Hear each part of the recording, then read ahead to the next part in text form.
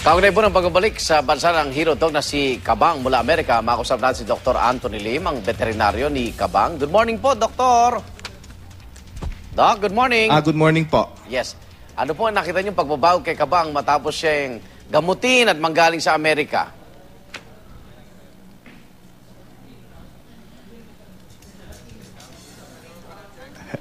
Yes, Doc? Ano nakita niyong pagbabago? Yes, ano yun? Medyo nawala. Opo. Ano po nakita niyong pagbabago kay Kabang matapos po siyang magamot sa Amerika at ngayon po ay nakauwi na nga dyan sa Zamboanga? Well, for one thing, no, ang major concern namin at that time was yung health at saka function niya. Opo. No, yung will to live niya nandun from day one.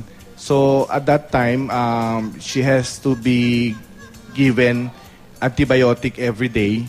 Kung hindi, nag-fever siya kaagad, that means it's a sign of infection, no? May ongoing infection. Ngayon, magwa 1 month na, wala siyang antibiotic. So that's the biggest part na medyo she's very happy and talagang tumatakbo-takbo na. Okay. So yung kalusugan niya, 100% na po, Doktor? Kaugnay na infeksyon sa kanya mga sakit?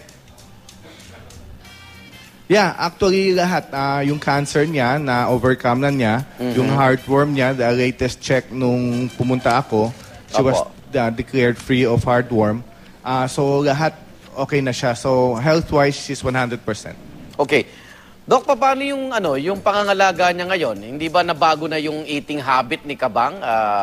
Paano si Mang Rudy? Sa kanya pa rin ho ba ilalagak yan, yung pangangalaga?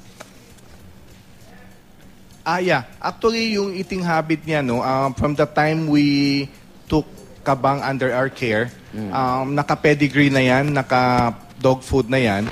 And I'm happy to inform everyone, they don't have to worry about the food requirement kasi yung pedigree committed to sponsor 1 year supply of dog food na ibibigay natin kay Mang Rudy. So, all Mang Rudy has to do is just to give the care that he gave before. So, okay na tayo. Okay. Pwede po ba matanong, Dok, si Mang Rudy at malaman anong kanyang naramdaman nang makita niya itong kanyang alaga na magaling na ngayon at siyempre, tinuturing pa rin bayani. Mang Rudy? Okay. May request si Mang Rudy kung pwede ibisaya daw. Okay, ikaw na mag-translate, Dok. Maintindihan mo na, ha? Okay, sige. Okay, sige. Okay, sandali po. Mang Rudy, pakiramdam po nung nakita niyo si Kabang for the first time.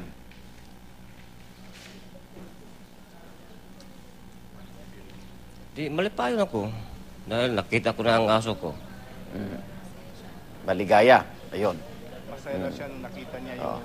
Meron mo ba kayong gustong pasalamatan sa mga taong nasa likod po ng paggaling ng inyong alaga? Oo. Na, magpasabot nila nga ilang itabangan si Kabang nga maayang ilong na karon po nakaulit na siya. Dok, nagulat ba siya sa nag-iitsura nung kanyang alagang aso?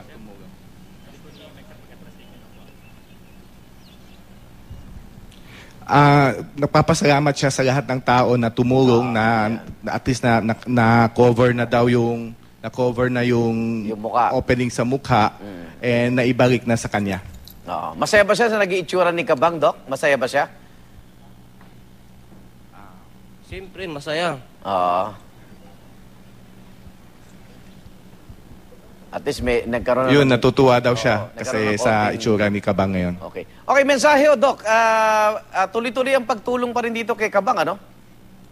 Doon sa mga igana gusto actually, tumulong. yung Team Kabang has committed na lifelong help naman kay Kabang. And si Kabang kasi is not owned by Zamboanga or by Philippines. She's owned by at least 45 countries, no? Na tumulong sa kanya. Actually, no day passed na walang messages of concern sa Facebook group page niya. Actually, gumawa nga kami ng Team Kabang Facebook page kasi ang daming requests